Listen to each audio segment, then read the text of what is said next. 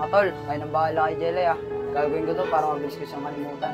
Hayaan niyo mga tol, pag nakalimutan ko na siya, babalik agad ako dito. Ganun ba, Negro? Kung desidido ka na talaga sa desisyon mo, hindi ka namin pipigilan. Basta lahat ng binili namin sa'yo, huwag mo kakalimutan. Tsaka mag-iingat ka pag uwi mo sa probinsya niyo. Sige, Negro. Tama yan. Para makapag-isip-isip ka ng maayos. Basta Negro, dito lang kami bilang mga kaibigan mo. Wala na, wala nang pasikat dito. Uwi na ng profession si Negro. Basta Negro, handaan mo. Mag-iingat ka palagi dun ah. Grabe ka talaga din. Alis na lahat-lahat si Negro. Inaasar mo pa. Basta mga tol, hindi ko yung kakalimutan. Paano? Dito na ako. Sige, Negro. Ingat ka. Tumal ngayon ano, isang araw pa lang wala si Negro, nakakamiss na siya agad. Kaya nga nakakamiss ng mga araw na kasama natin si Negro. Eh wala tayong magagawa. Unang araw pa lang nakita ni Negro si Jelay, na in love agad. Eh ang masama pa doon, ayaw sa kanya ni Jelay. Kaya nga pati pagkakaibigan natin nasira dahil sa ganun. Siguro naman, pag nakalimutan ni Negro si Jelay, makabalik na yun dito. Kaya nga kasi baka patagalin si Negro bumalik dito dahil sobra siya na in love kay Jelay. Kaya malamang matagal niyang makakalimutan si Jelay. Pero Prince, hayaan na muna natin yun. Maglaro na lang tayo ng basketball. Tara, tagal na rin naman natin hindi nakapaglaro. Tsaka daanan na rin natin si Pongpong. Sige, tara!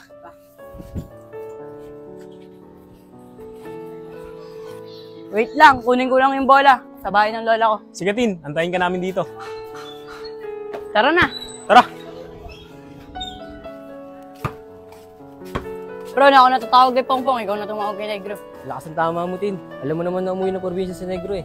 Oo nga pala, nalimutan ko agad. Loko ka talaga, Tin. Ano Justin, miss mo na agad si Negro? Wala tuloy kaasaran ngayon. Sige na, ako tatawag kay Pongpong. Tin, una na kami, sunod ka na lang ah. Sige, tawagin ko si Pongpong. Pong! Pong! Uy, Tin! Ikaw pala! Bakit, Tin? Kaya Nico, nandiyan ba yung kapatid mo si Pongpong? Wala atin eh! Umalis sila ni Papa! Baka sa 1 linggo pa inuwi. Sige po, Kaya Nico. Dito na po ako. Salamat po ah. O sige, Tin!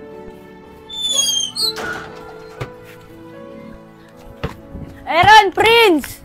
Oh, bakit di mo kasama si Pongpong? Umalis daw sila ng papa niya. Sabi ng kuya niya, sa 1 linggo pa daw ata uwi. Tara Tin, sige, tayo na lang. Tara. Tara. Iya, Jelay. Pasensya na kayo ha. Kasi nang dahil sa akin, kasi na kayo magkakaibigan. Okay lang yung pinsan. Ang malaga, pinagtanggol kita sa kanila. Ano, Jelay? Pag pumunta ba sila dito, papansinin ba natin sila?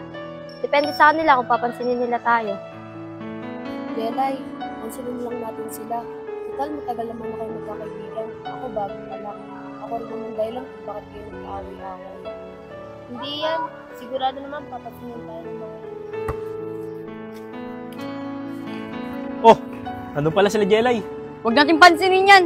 Dare-diretso lang tayo, papuntang court. Sige, tara. Basta dare-diretso lang tayo. Kung sila unang mamansin sa atin, pansinin na rin natin sila. Sige, Tin. O, Jelay, hindi na pala sila eh. Kaso hindi nila kasama si Pongpong. Basta hayaan niyo sila. Hayaan niyo sila yung unang pumansin sa atin.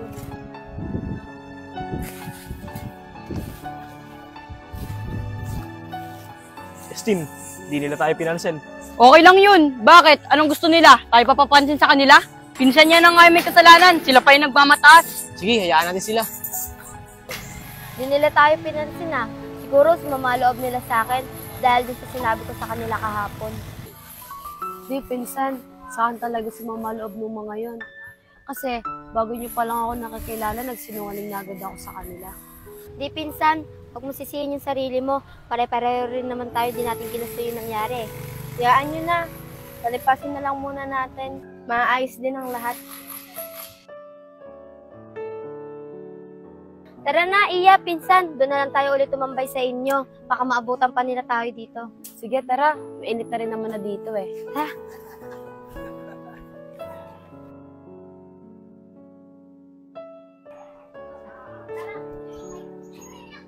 Jelay.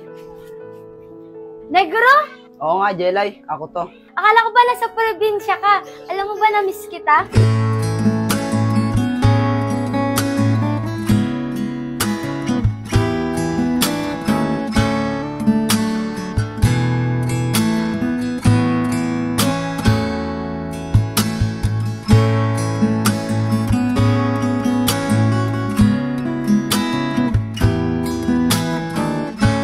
Jelay, alam mo naman na hindi kita kayang iwan. Negro, alam mo ba, simulang nung umalis ka dito, di ko pala kaya. Di ko pala kaya na di kita nakikita. Ako rin, Jelay. Hindi ko rin kaya.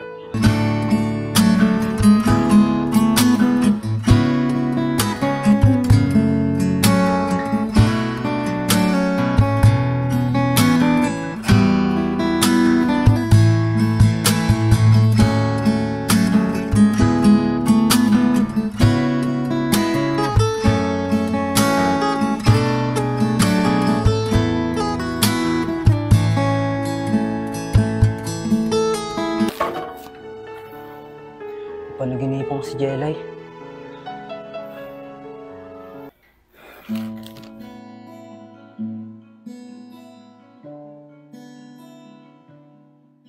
Iya, Jelay, tara! Iya.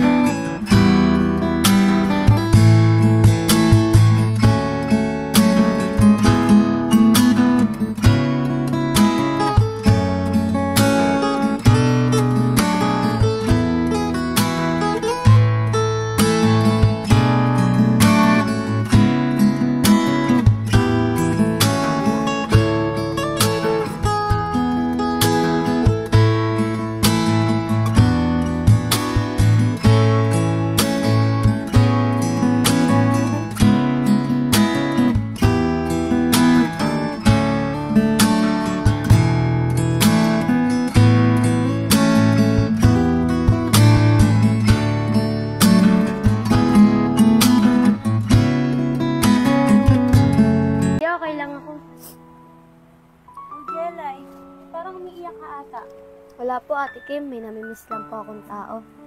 Oh, sino naman yun? Ngayon lang ata kita nakikitang nagkakaganyan, no? Namimiss ko lang po, Ate Kim, yung kaibigan ko na si Negro. Eh bakit? Nasaan ba siya ngayon? Mag-iisang linggo na po kasi nung mula umuwi siya sa probinsya. Namimiss ko lang po kasi yung mga nagawa niyang kabaitan po sa akin. Talaga ng ulo ko.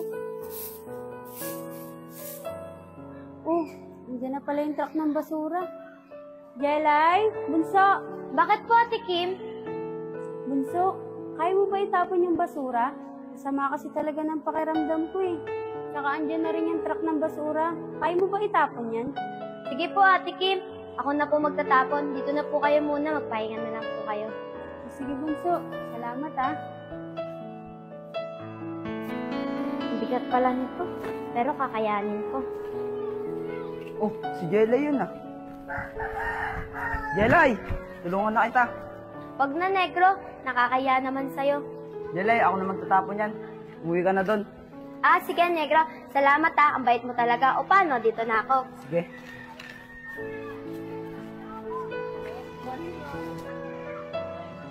Wala na palang tubig. Jelay! Bunso, ka na. Magigib pa tayo. Sige po, Tikim, palabas na po. Tara. Ano, Bunso? Hindi ka ba nahihirapan? Hindi po, Tikim. Para din naman po sa atin to eh. Sige, tara na. Oh, si Jelay yun ah. Tsaka yung ate niya. Tulungan nga. Jelay, tulungan ko na kayo ng ate mo. Huwag na, Negro. Nakakaya naman sa'yo. Lagi na ako tinutulungan. Jelay, ako na magbubuhat niyan. Huwag ka naman yan sa akin. Ay nako, Negro. Sobrang bait mo na talaga sa akin. Salamat ha. Sige nga. Bunso, sino ba yun?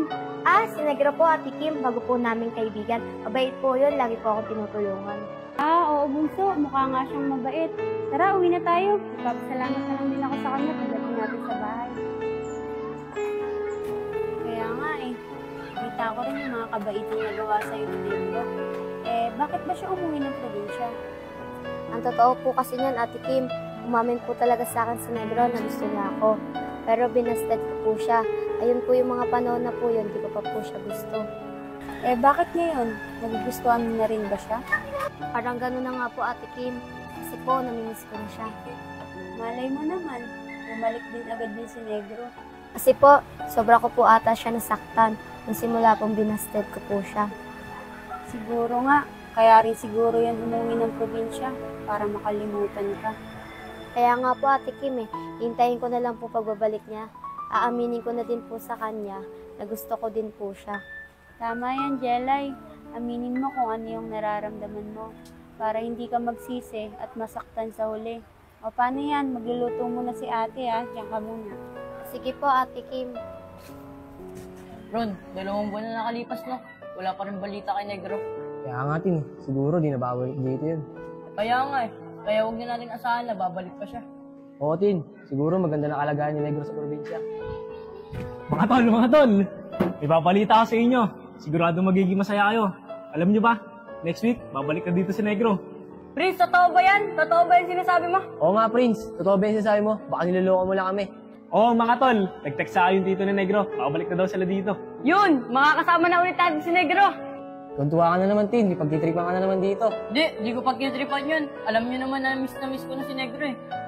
Basta mga tol, lahat ng ginagawa natin, nung kasama pa natin si Negro, gawin ulit natin pagbalik na dito. Yun! Makukumpleto na ulit tayo magkakaibigan.